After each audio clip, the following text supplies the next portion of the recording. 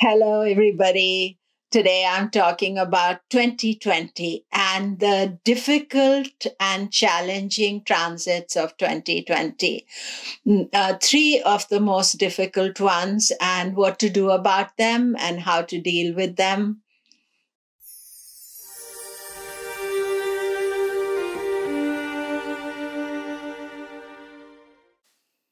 Hello, I'm Komilla Sutton, and just reminding you that if you're new to this channel, I talk about Vedic astrology and transits as well as tutorials. And do remember to subscribe and share and press the bell notification because a lot of information about 2020.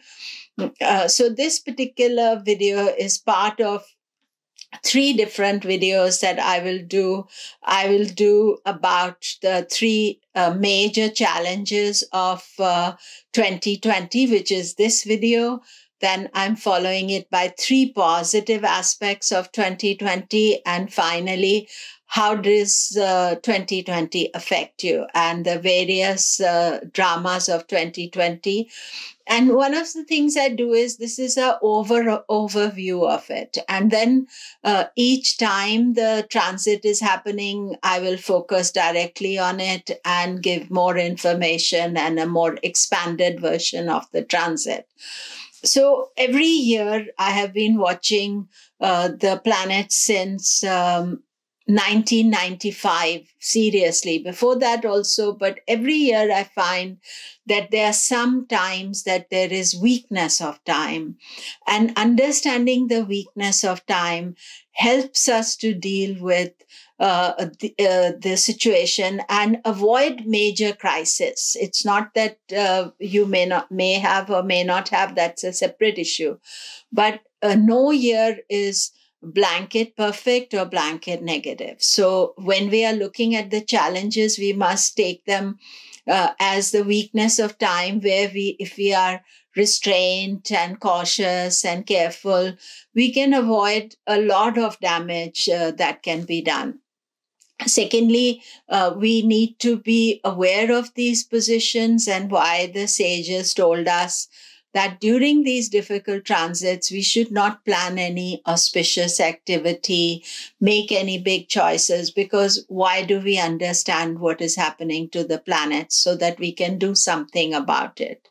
So the three most important challenging, and the first one is actually a multiple event, but it's the eclipses. So we actually pre-start the new year with the 26th of December eclipse. And then it is followed by an eclipse in Ardhara Nakshatra.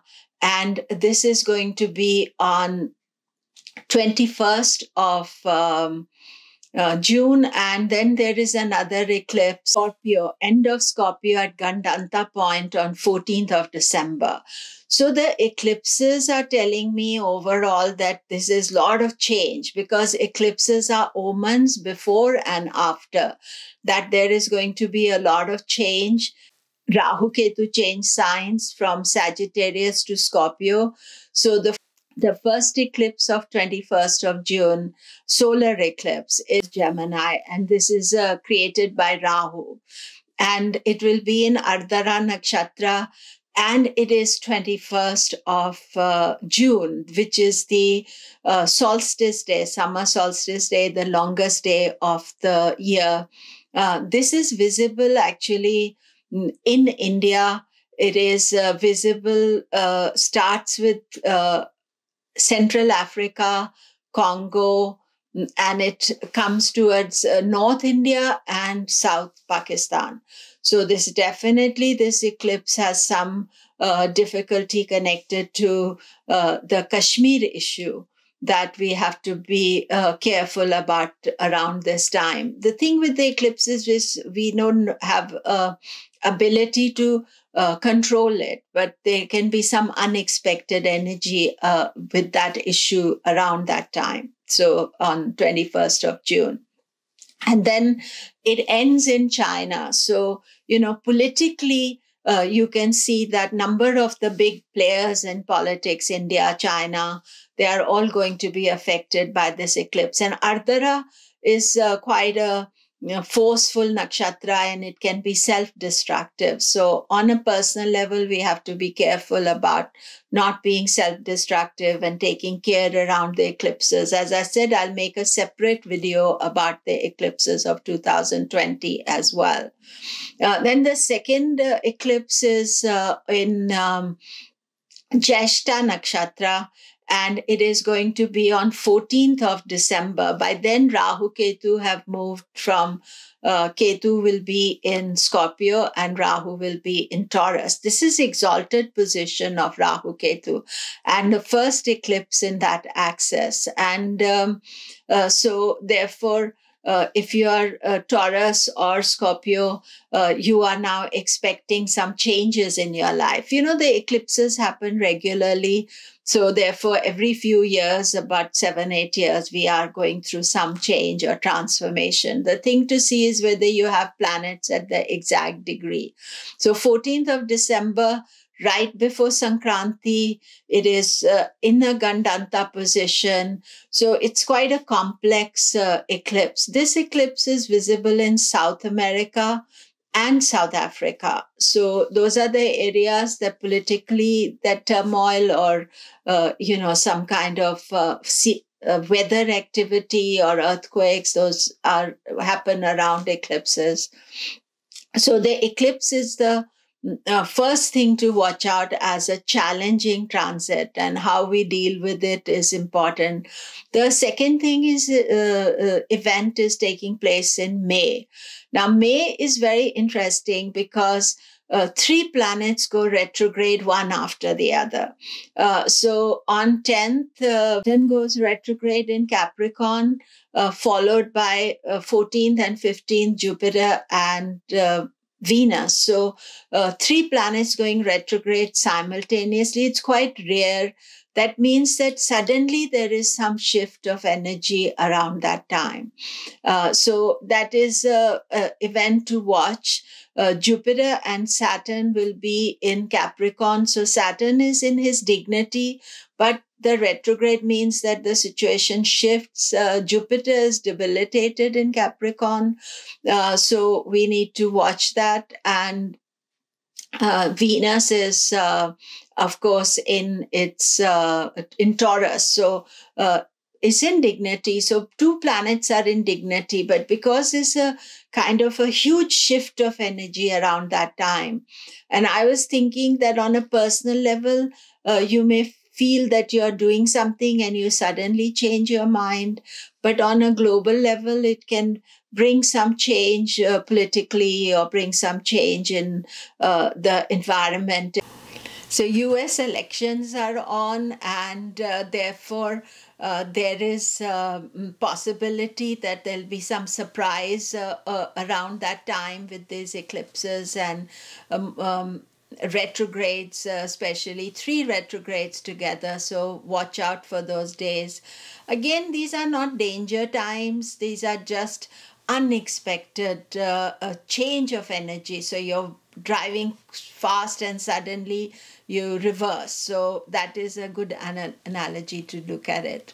So the third most important event of 2020 is that Jupiter is going to be debilitated.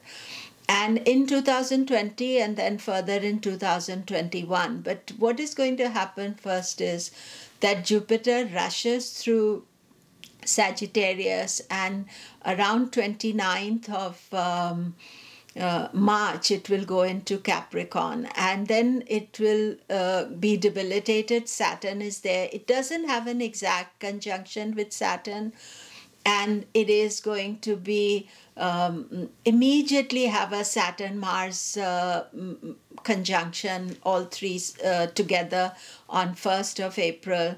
And then on 14th, 15th, when Jupiter turns retrograde in Capricorn, and it remains in Capricorn for 3 months. So Jupiter turns retrograde and then it remains in Capricorn till 29th of June, when it moves back to Sagittarius and then remains in Sagittarius.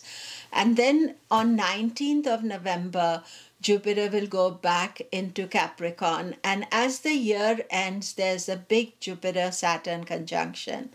And I'm going to do a separate video on the grand conjunction of Jupiter-Saturn. But Jupiter debilitated is not so positive for Sagittarius and Pisces. But overall, you know, the guru energy is weak. So it is important to take care about the advice you take. There's also lack of feel-good factor. Actually, Jupiter is in 2020, its foray into Capricorn is not as negative as it seems because it is Vargotama, and I'm going to make a separate video about that too. So Jupiter and then Jupiter-Saturn conjunction that we are taking importance to, which will be exact at the end of the year.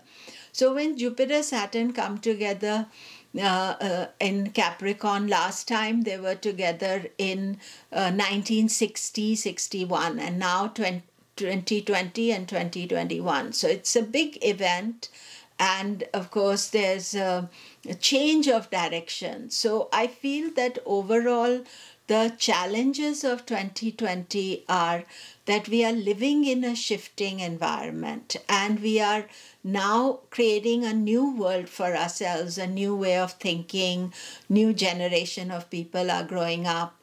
And so during this transition time, overall, whether you're looking at the world or looking at yourself personally, you're not always sure what direction to go, and your thinking will evolve at the same time. And so it's important to keep that in mind. And this year is definitely not as difficult as 2019. 2019 had some unique, very volatile conditions. So 2020 will be relatively easier, but as I said earlier, that always with transits, what we see is that there is some weakness of time that we are looking at, and if we address this weakness as it goes along, it is much easier to deal with it. Thank you so much again. Do remember to subscribe and to press the bell notification, and lots of very important stuff I'm going to continue talking, and I appreciate your support very much.